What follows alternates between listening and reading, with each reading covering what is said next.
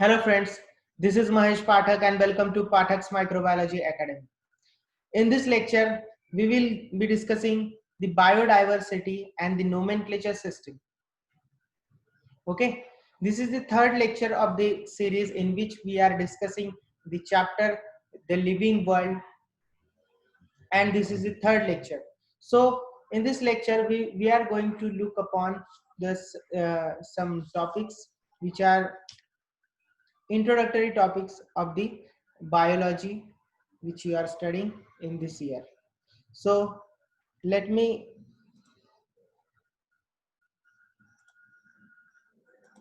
start the presentation. So friends, we are having this blank sheet on which we will discuss, sorry for the background noise, in which we will discuss the biodiversity and nomenclature of the organisms. Okay, biodiversity and nomenclature. So what is biodiversity? You may have seen in your life that the variety of organisms on this earth are present, including plants, animals, bacteria, viruses, so many and millions of species of such organisms are present on this earth. So what we can call this variety? This variety of living organisms is simply called as biodiversity. Okay, there are up to 1.7 to 1.8 million species are known species are found on earth.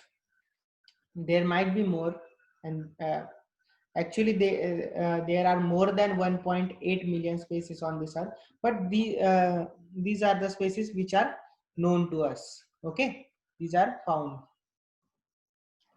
So there are so much species we are having on this earth. So to study all the organisms, to study of all these organisms, we cannot study each and individual organisms of such species.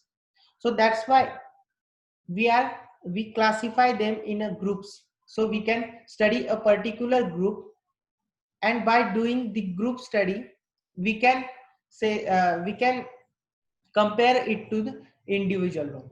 Okay, so that's why we classify all these organisms into groups, so that we can call it as biological classification. Biological classification.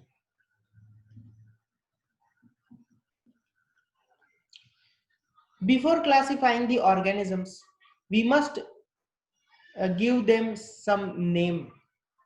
Why?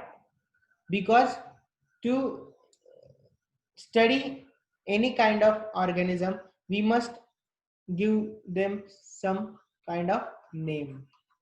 Okay, so this nomenclature system is also important in studying the classification of the organism.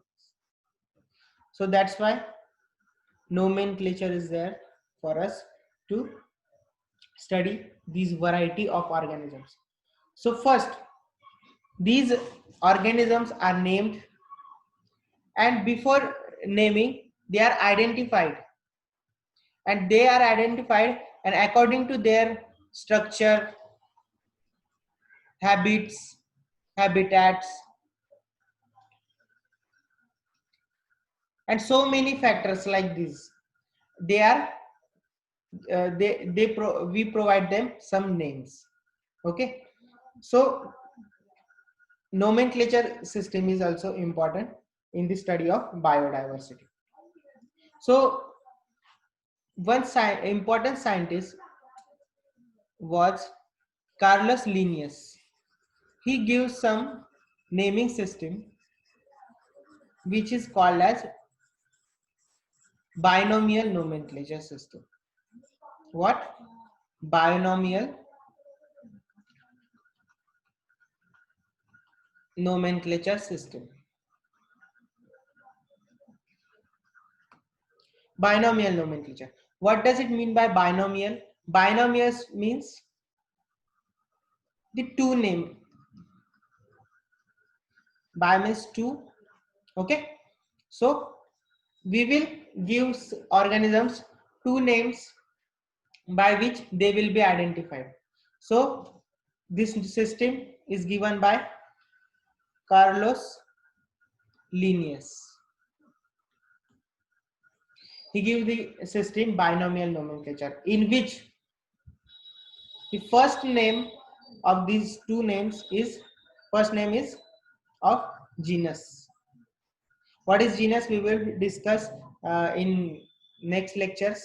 What is genus, species, kingdom, and all these things. But keep in your mind, the first name is of genus and second name is of species. Okay. So in binomial nomenclature system, we are having two names in which first name will be of genus name and second name will be of species name. So this is all about binomial nomenclature.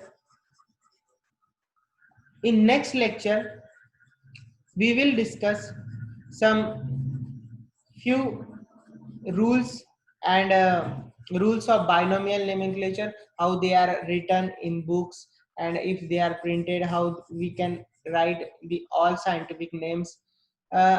One thing I forgot to mention is that first is there are two types of name we found generally. First is vernacular name and second is scientific name. Okay. Vernacular name or common name, which we found in local areas, like here in Maharashtra we can call mango as amba. Okay, so amba is a vernacular or common name in Maharashtra for mango. Mango is the, and Mangifera indica. Mangifera indica is the scientific name. Scientific name for mango. So why do we require scientific name? Because this is universal. Where in America, Mangifera indica will also indicate mango, and India also indicate mango. To point out mango, we can use the Mangifera indica all over the world. So that's why we are having scientific name which are so much important for studying purpose and research purpose, because in research and thesis we write these scientific names because uh, it can be studied all over the world. So that's why we are having scientific name which is universal and one for all the universe. Okay, so this is the example of scientific name. Vernacular name are the common names which are used in local areas, like say Maharashtra, or we are in the city of Nandurbar or Pune or Mumbai. Okay, so these names are common names and scientific names are universal for all over the world. So because of some issues we are stopping here, and there are so many background noises, so I'm very sorry for all of you. In the next lecture we will discuss some few topics which are like classification of the living organisms. Okay, and taxonomical categories, which are species, genus, family, and order, class, phylum, kingdom.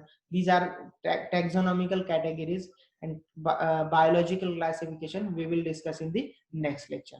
Till then, goodbye. If you like this video, please subscribe to the channel and share this video to your friends and relatives. Thank you so much.